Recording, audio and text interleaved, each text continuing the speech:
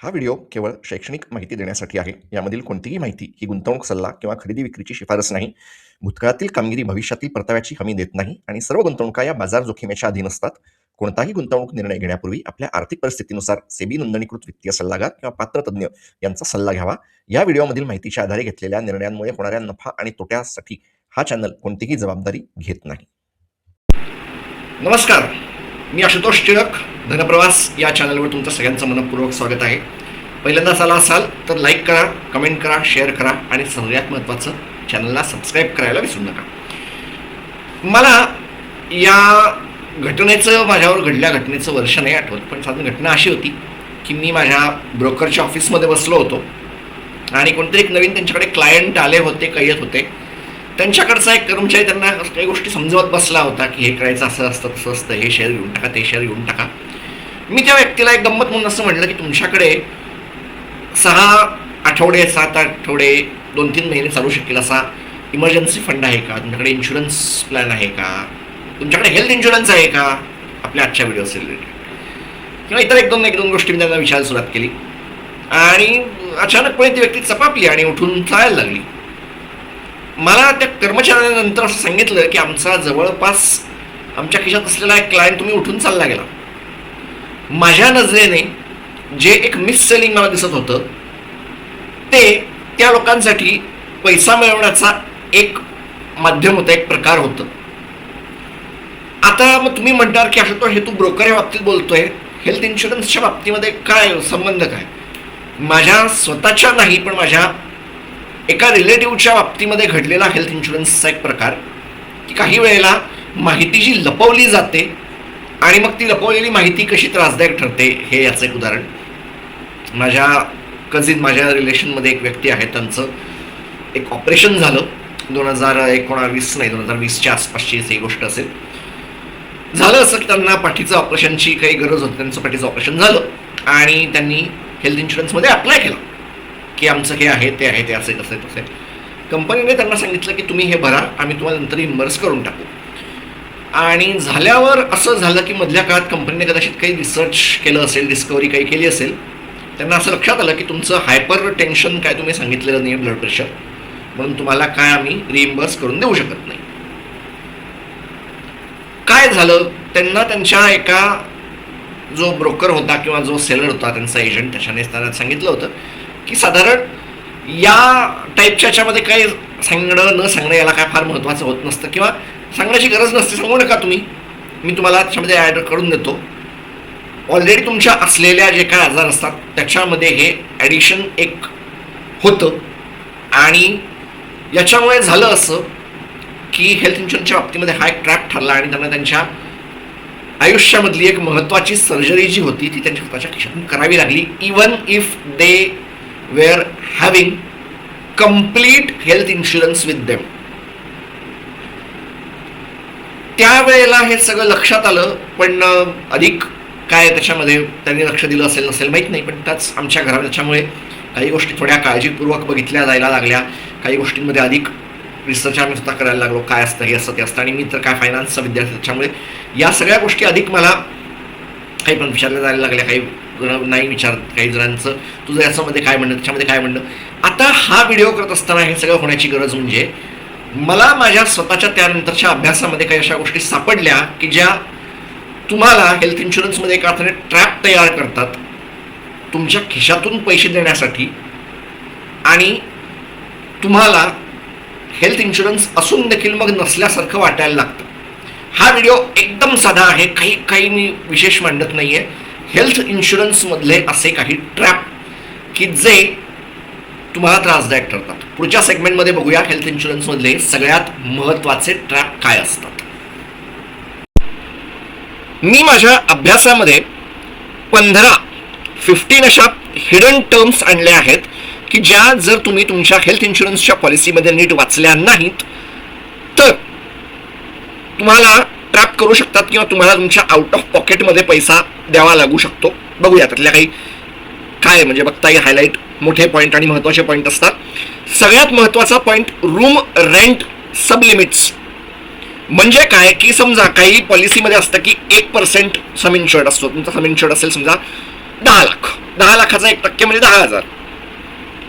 त्याच्यामध्ये per day तुम्हाला limit आहे. मग त्याच्यामध्ये काही गोष्टी ॲड नसतात, काही गोष्टी ॲड असतात, जेवण नसतं, इतर काही गोष्टी नसतात. या गोष्टी तुम्ही त्याच्यामध्ये घेऊ शकता. तुम्ही त्या टाईपचं घेतलं. आता तुम्ही ICU मध्ये गेलात तर त्याचं एक काहीतरी वेगळं लिमिट लागतं. तुम्हाला सर्जरीच्या आधी आलेल्या याच्यामध्ये किती दिवस ठेवायचं, काही याला त्याची पण लिमिट लागते की आम्ही एवढेच दिवस देणार. हा एक आहे. समजा तुम्ही अशी एखादी रूम निवडली की तुमच्या हेल्थ इन्शुरन्सच्या मध्ये तुम्हाला जर ॲडमिट व्हायचं असेल आणि तुम्ही अशी रूम निवडली की तुमचा हा 1% जास्त झाला आहे, तर तुम्हाला सगळ्या सर्व्हिसेसला प्रपोर्शनेट जावं लागतं डाऊन. फॉर एक्झाम्पल, समजा गृहीत धरा की माझं लिमिट आहे 5,000, मी 7,000 केलं तर त्यावरच्या 2,000च्या खर्चासाठी किती टक्के एक्स्ट्रा लागला आहे तो सगळा शोधला जाणार आणि सगळ्यांना तो लावला जाणार. कारण नसताना झालेला 7,000चा खर्च आणि इतर समजा याच्यामध्ये मला लागले असतील 2,000 3,000 लागले असतील औषध गोळ्यांमध्ये, पण ते 2,000 न धरता त्याच्यापेक्षा जास्तीचा खर्च धरला जाईल. हिडन क्लॉज जे असतात, जे अनेक वेळा मला माझ्या खिशातून खर्च द्यायला भाग पडतात, अनेक वेळा खिशातून काढायला भाग पडतात. Copayment clause number 2, this requires you to pay fixed percentage of the total claim amount. अनेक वेळा असं असतं की या कंपन्या पूर्ण स्वतःच्या खिशातून देत नाहीत. त्यांचं म्हणणं की 1% अमाऊंट काही याच्यामध्ये असतो, तुम्हाला तुमच्या खिशातून द्यावा लागतो. 10% 20% असतो काहीतरी, पण तो it is common in senior citizen policies. त्याच्यामध्ये हा एक पॉईंट असतो. प्लॅन्स विथ लोअर प्रीमियम, म्हणजे जर तुम्ही तुमचं प्रीमियम लोअर ठेवण्यासाठी असं काहीतरी केलं तर तुम्हाला हे तुमच्या ह्याच्यातून द्यावं लागतं. इन शॉर्ट, तुमच्या आरोग्याचा खर्च हा जर 1 लाख 2 लाख 3 लाख असा असेल तर ठीक आहे, पण आजच्या काळामध्ये जर अचानकपणे तुम्हाला मोठा खर्च लागला तर तो कव्हर नाही करणार आणि हे या सगळ्या पॉईंटमध्ये तुम्हाला त्रासदायक ठरतं. प्रपोर्शनेट डिडक्शन हे अनेक वेळा फक्त रूम रेंटला लागू नाही होत, ते याला पण लागू होतं की तुम्ही इकडे आलात तर तिकडे पण लागू होईल. हे आला तर त्याचं इतकं प्रपोर्शनेट. समजा तुम्हाला काही गोष्टींना लिमिट नसते, तुम्ही ICU मध्ये गेलात आणि काही आजारांच्या याच्यामध्ये तुम्हाला रायडर्स वगैरे ॲड करायचे असतात का, तर ते बघावं लागतं. काही गोष्टी इतर आहेत. समजा प्रपोर्शनेट करताना एक उदाहरण म्हणून बोलतोय. तुम्ही हॉस्पिटलमध्ये गेलात आणि तुमच्या औषधांचा एक्सपेक्टेड जो खर्च होता तो समजा 5,000 रुपये लागणं अपेक्षित, पण 7,000 8,000 लागला एखाद्या दिवशी. ॲव्हरेज करता करता ते थोडंसं पुढे गेलं तर तुम्हाला इतर सगळ्या याच्यामध्ये पण तसा द्यावा लागतो, कारण तुमचं प्रीमियम तुम्ही कमी ठेवण्यासाठी प्रयत्नशील होतात. साधी गोष्ट आहे की प्रीमियम जर तुम्हाला कमी करायचं असेल तर तुम्हाला तुमच्या खिशातून पैसा द्यावा लागतो आणि प्रीमियम जर तुम्हाला जास्त करायचं असेल तर या गोष्टी होतात. साध्या भाषेत बोलतो, आरोग्याचा खर्च हा जर 10 लाख असेल 12 लाख असेल तर त्याला कव्हर करणारं योग्य प्लॅन निवडा, योग्य प्रीमियम भरा. प्रीमियम भरताना केलेली कंजूसी मग अशा वेळेला इथे त्रासदायक ठरायला लागते. हा माझा एक पॉईंट आहे. Point number 3. Point number 4, disease specific सबलिमिट्स. कोविडच्या काळामध्ये मी पाहिलं होतं की अनेक साऱ्या पॉलिसीमध्ये कोविड त्यावेळेला नव्हता आणि त्यामुळे मला अगदी माझं वाक्य आठवतं की मौत का तांडव चल रहा है और किसी भी पॉलिसी में कोविड नाम की कोई चीज नहीं है. हा मी एका माणसाला ऐकवलं होतं की हे सगळं चालू आहे, पण तुमच्या कोणाच्या पॉलिसीमध्ये मला तरी काही दिसत नाही. हे झालंय ते झालंय. Even with a higher total cover, policies often have inner caps for common procedures like cataract, hernia or kidney stones. For example, a 10 lakh rupee policy might only pay 40,000 for a cataract surgery. त्याचं कारण आहे की ते इतर मोठ्या आजारामध्ये cover करतं. तुम्ही ICU मध्ये गेलात, इकडे झालं तिकडे झालं, तुम्हाला याच्या गोष्टी लागल्या. पुढे पॉईंट येईल की नाही माहित नाही. हा पुढचाच पॉईंट येतो. सब कॅटरॅक्ट म्हणजे मी समजा माझ्या आईसाठी घेतलं आहे 5 लाखाचं, त्याच्यामध्ये मला ते बारकाईने बघावं लागेल की नेमकं काय आहे. पण कॅटरॅक्टचे ऑपरेशन पण आता तेवढे महाग नाही राहिले. किती आहे काय आहे सगळं बघून तुम्ही किती करता, काय कव्हर करता, हे हॉस्पिटल लागतं का, ते हॉस्पिटल लागतं का, हे सगळं बघावं लागेल. पण हे काय सगळ्यात मोठा पॉईंट नंबर 5, कन्झ्युमेबल्स. मी लिटरली हे लिहून आणलेलं आहे माझ्या मोबाईलमध्ये. हे मी वाचून दाखवतो म्हणजे लक्षात येईल आपल्याला. Items like gloves, mask, syringe, PPE kit, and administrative charges are typically not covered. म्हणजे दिवसभरामध्ये जर तुमच्या काळजीसाठी 10 ग्लो वापरले, तुमच्या याच्यामध्ये येऊन समजा लोकांनी 5 मास्कचा कव्हर लावला, 1 किंवा 2 PPE किटचं लावलं, तर त्या PPE किटचा कव्हरेज इन्शुरन्स पॉलिसी देत नाही. आणि म्हणून अनेक वेळा जे मी बघतो की या गोष्टी अगदी मुक्त हस्ते वापरल्या जातात.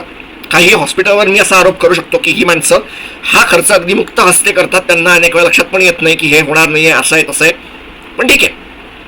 During long hospitalisations these can easily account for 10 to 15% of the, मी म्हणलं ना की मुक्त हस्ते वापरायचा खर्च असतो हा 10 ते 12%, 10-15%. आणि मग को पेमेंट क्लॉज, जो पॉईंट नंबर 2 होता आपला, की तर तुम्हाला तुमच्या खिशातून द्यावा लागतो, तो इनडायरेक्टली असा कव्हर होतो. मी थोडंसं कॉन्झर्वेटिव्हली हे पॉईंट लिहिलेत, पण जे मला हायलाईट करायचं आहे ते असं आहे की काही वेळेला काही खर्च तुम्हाला तुमच्या खिशातून द्यावा लागतो, तो यानं त्या पद्धतीने तो ह्या कंपन्या कव्हरच करतात. पॉईंट नंबर 6 झाला. Point number 7, initial waiting period.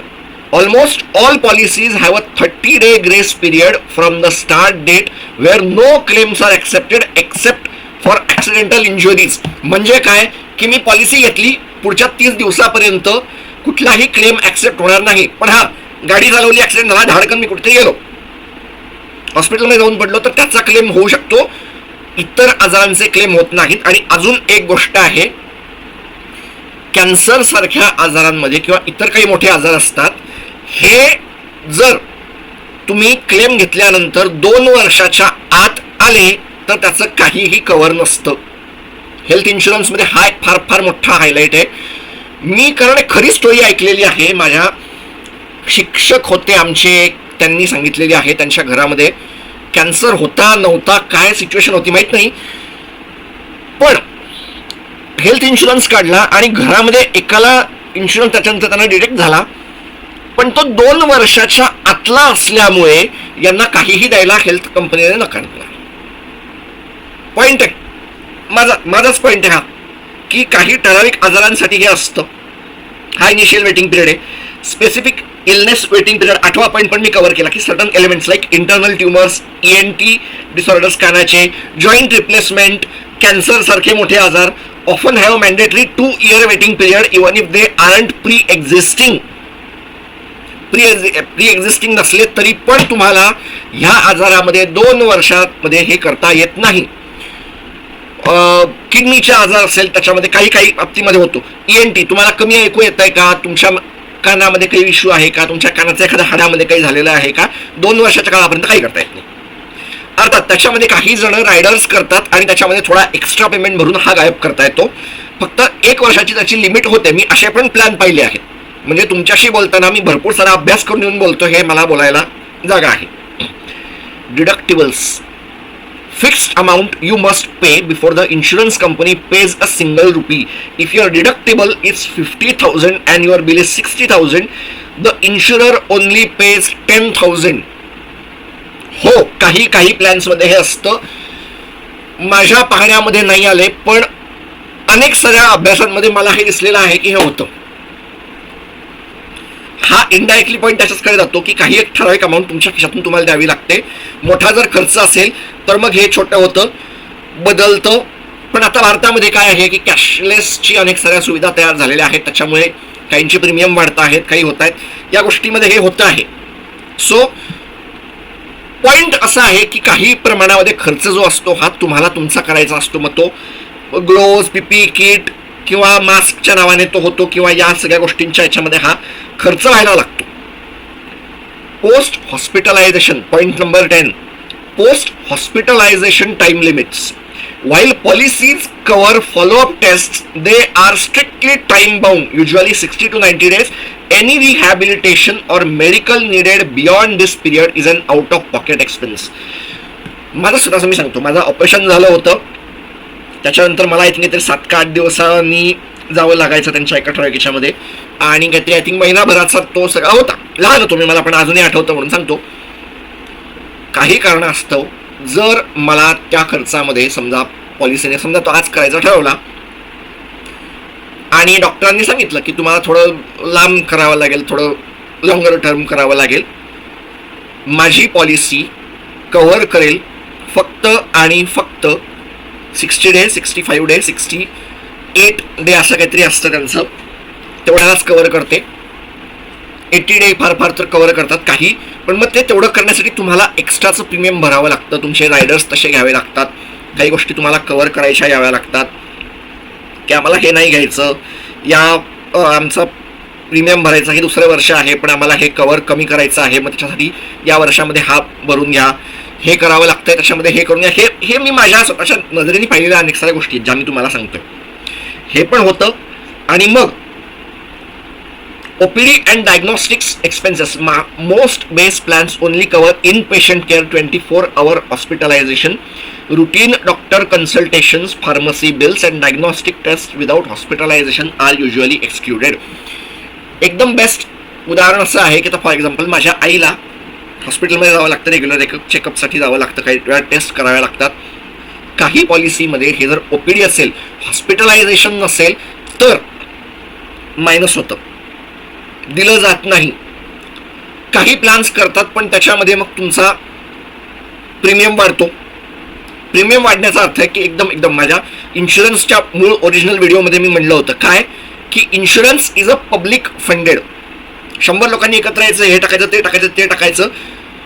तुम्ही असं काहीतरी मागता आहात किंवा अशी काहीतरी एक रिस्क कव्हर करायची आहे, याचा अर्थ एक नवीन येणार आहे, ही रिस्क एवढीची एवढी होते आहे. म्हणजे याच्यामध्ये मी बोललो होतो, आता ही एवढी रिस्क कव्हर करायला सगळ्यांना त्याच्यामध्ये जास्तीचा पैसा टाकावा लागेल. हा तो प्रीमियमचा एक्स्ट्राचा येणारा पैसा आहे. रायडर्स काय आहे, एक्स्ट्राची वाढणारी रिस्कला कव्हर करण्याचा प्रकार आहे, बाकी काहीही नाही आहे. संपलं. That's it. 12वा point, alternative treatment caps. Ayurveda, Unani, homeopathy किंवा इतर काही याच्यामध्ये जर तुम्ही जात असाल तर many policies cap the payout at a much lower level than allopathic treatments or only cover them in government recognized hospitals. जवळपास शून्य होतं. फॉर एक्झाम्पल की मी जर हॉस्पिटलमध्ये गेलो, हे गेलो, ते गेलो, तिथे मला आयुर्वेदिक औषधं दिली गेली, गव्हर्नमेंटच्या हॉस्पिटलमध्ये असेल तर ठीक आहे, नाही तर जनरली त्याला कॅन्सल केला जातो. CANCEL, cancel, finish. Zone best को पेमेंट. याचा अर्थ असा आहे की मी समजा आता जळगावमध्ये बसलेलो आहे, मी जळगावमध्ये माझं ट्रीटमेंटचंही घेतोय, हे केलं, ते केलं. उद्या उठून मला अचानकपणे मुंबई जावं लागलं, दिल्ली जावं लागलं, बेंगलोर जावं लागलं, हैदराबाद जावं लागलं, चेन्नई जावं लागलं, कोलकाता जावं लागलं, एक्स्ट्रीम रेअर केस देशाच्या बाहेर जावं लागलं. इन्शुरन्स कंपनी म्हणते की एक काम करा, 20% पैसे तुमच्या खिशातून तुम्ही द्या. का? कारण तुमचा ट्रीटमेंट ही देशामध्ये, तुमच्या शहरामध्ये तुम्हाला मिळेल असं आम्ही गृहीत धरत होतो, पण ते तसं मिळत नाही. मग एक काम करा, टोटलचं 20% तुम्ही द्या. टोटलचं काहीतरी 25%, 20%, 18%, 19% असं काहीतरी असतं, ते तुम्ही तुमच्या खिशातून द्या. Zonal based co payment. Highlight. That's it. 14वा point, modern treatment sublimits. Advanced treatments like robotic surgeries, oral chemotherapy or stem cell therapy often have specific caps. नवीन काहीतरी मॉडर्न थेरपी निघाली आहे, रोबोटिक सर्जरी आहे, हे आहे, ते आहे. गुडघ्याचं तुम्हाला पूर्ण गुडघा बदलण्याची सर्जरी मिळेल हो, पण तुम्हाला रोबोटिक सर्जरी करायची आहे का? नाही, आम्ही पूर्ण नाही देणार तुम्हाला. असू शकतं. तुमची पॉलिसी नीट वाचा. तुमची पॉलिसीमध्ये काय लिहिलेलं आहे हे जर तुम्हाला माहीत असेल नसेल तर फार, म्हणजे तुमच्या एजंटकडून तुमच्या माहिती करून घ्या की हे असं आहे का, ते तसं आहे का, हे असं आहे का, ते तसं आहे का. हा एक फार मोठा पॉईंट असतो. आणि सगळ्यात महत्त्वाचा आणि शेवटचा, hospital registration and service fees. 15 point, small hidden administrative fees, registration charges और surcharge fee added by hospitals are almost always excluded from insurance reimbursement. Bill तयार झालं, त्याच्यामध्ये ॲडमिनिस्ट्रेटिव्ह कॉस्ट, हा कॉस्ट, तो कॉस्ट, हिडन कॉस्ट, सरचार्ज, हे generally बाजूला जातात.